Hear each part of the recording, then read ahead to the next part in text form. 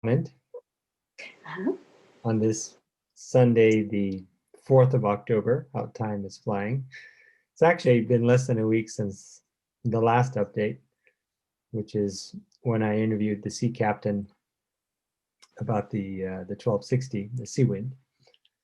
And in the last 2 days, this weekend seemed to be blessed or dedicated to a deep dive for owners of Antares. So we spoke and had structured interviews and very pleasant interviews with Mark and Sarah Silverstein, with Rand and Ellen Pipp, with Elizabeth and Alan, and well, they shared with us some interesting feedback. So what did you get out of this?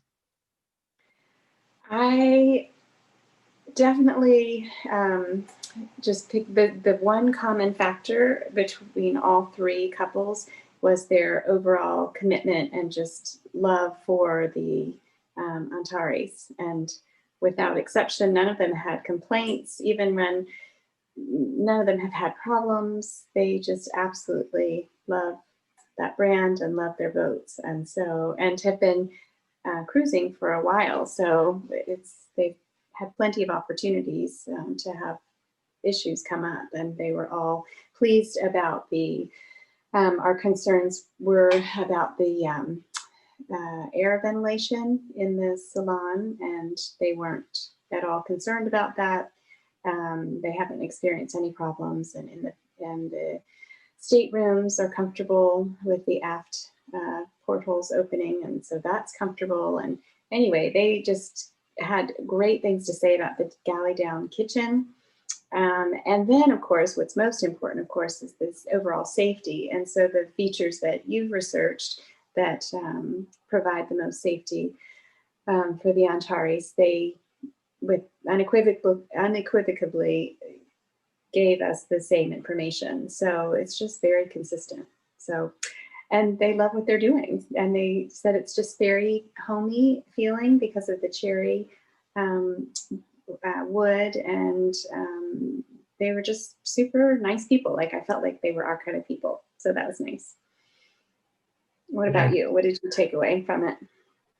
Well, the safety feature is quite keen. The fact that it's got the shaft drive, the fact that it's got the scagged rudders, right?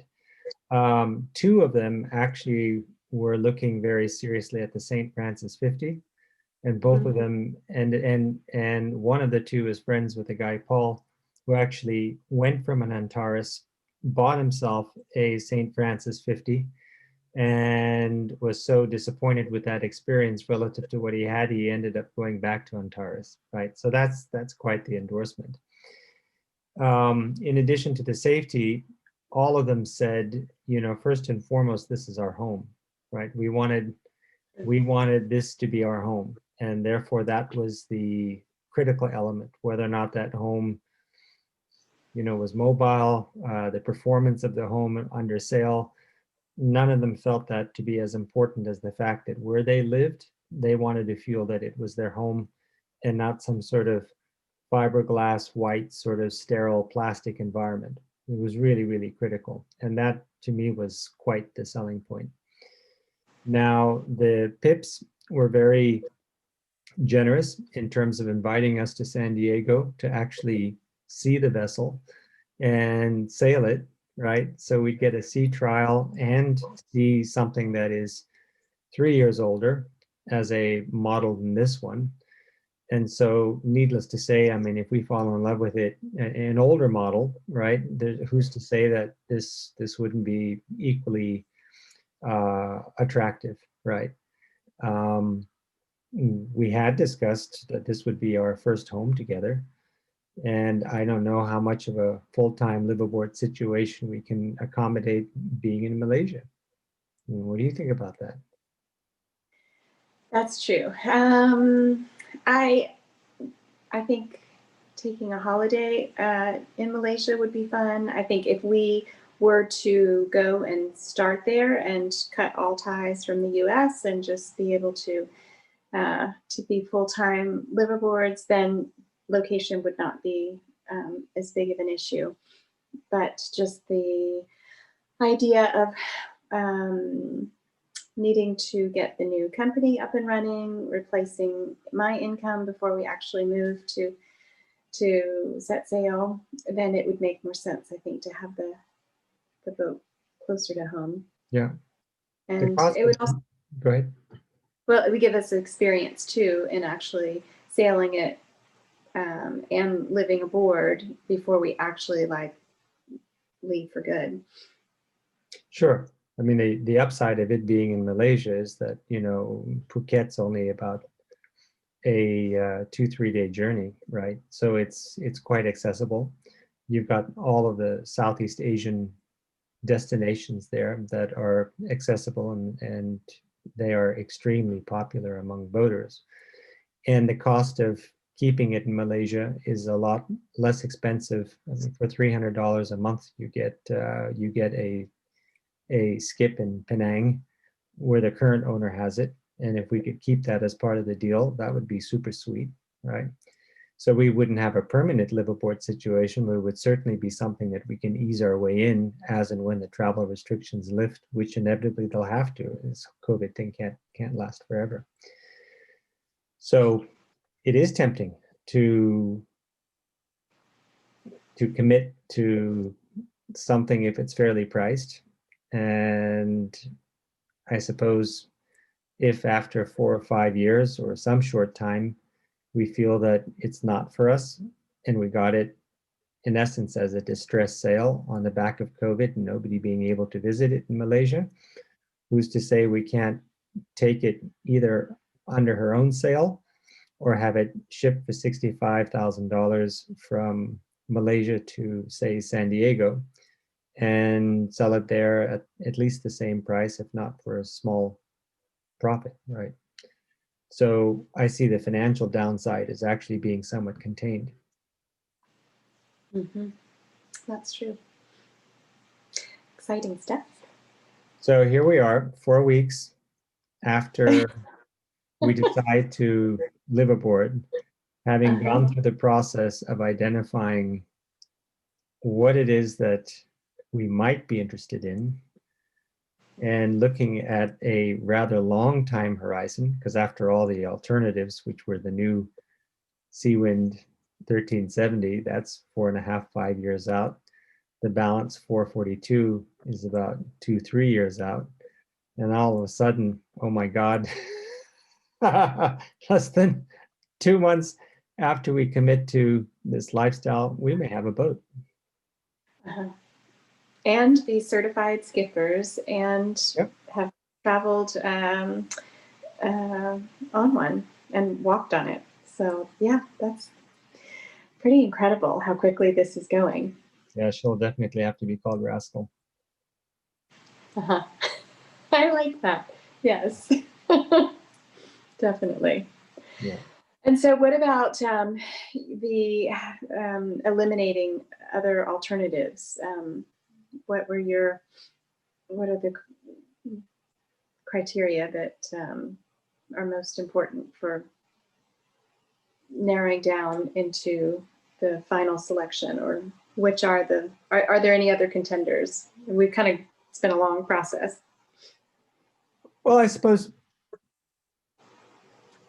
yes, there would be other contenders for sure. We have to, keep an open mind to see what's out there.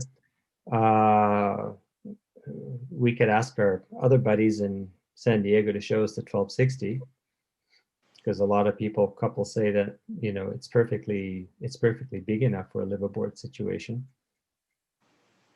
right? Yes, and the thing we have heard though is lack of storage on the 1260. Well, I've heard both sides of the equation, right? So Okay.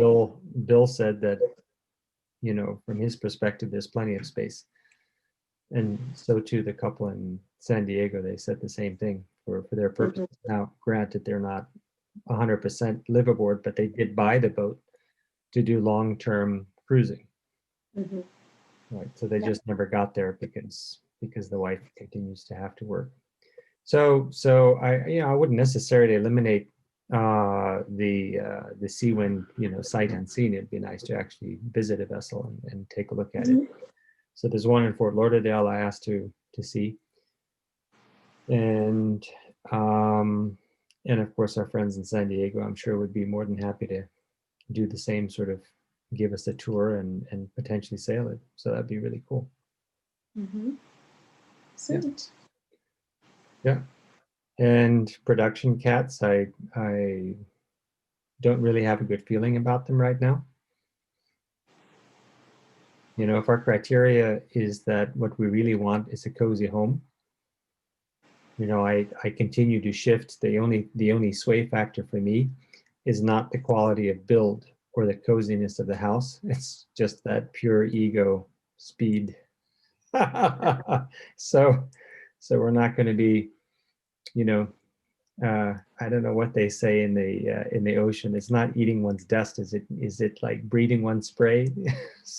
Somebody's in front of you, like whizzing away.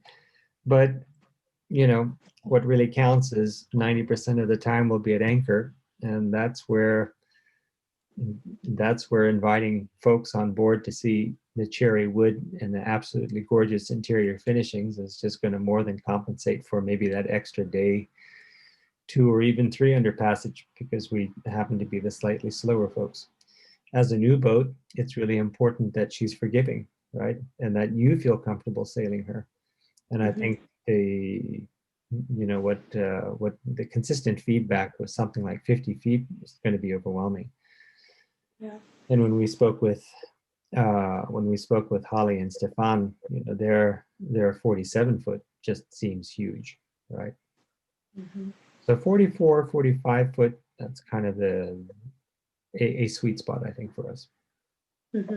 Absolutely. And It's interesting. Yeah, go ahead. Well, just that Sarah and Mark said that they would not, they're traveling with 2 teenagers and they would not want more space. Like what they have is ample for their whole family. Yeah, so that's this is not a couple. This is a family of 4 full time. We're like stuck in the Philippines for the last 4 months, and they've been doing this for 8 years now. So I'm sorry about the sirens. Well, that'll be one nice thing about being on board and being cruising is that we won't have sirens when we're at anchor. Let's hope not. Yes. Yeah. Different sort of street noise. Yeah. So that's the update. And no doubt in a week from now, we'll have a lot more, if not potentially put a deposit on a new boat. Wouldn't that be interesting?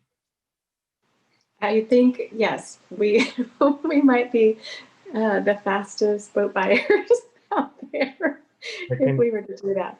Can one actually make an impulse purchase on a $600,000 boat? Yeah. Okay. Anyway, time will tell, and this is why recording these are fun. Yes. Thank you, love. All right, sweetie. Talk to you later. Okay, bye.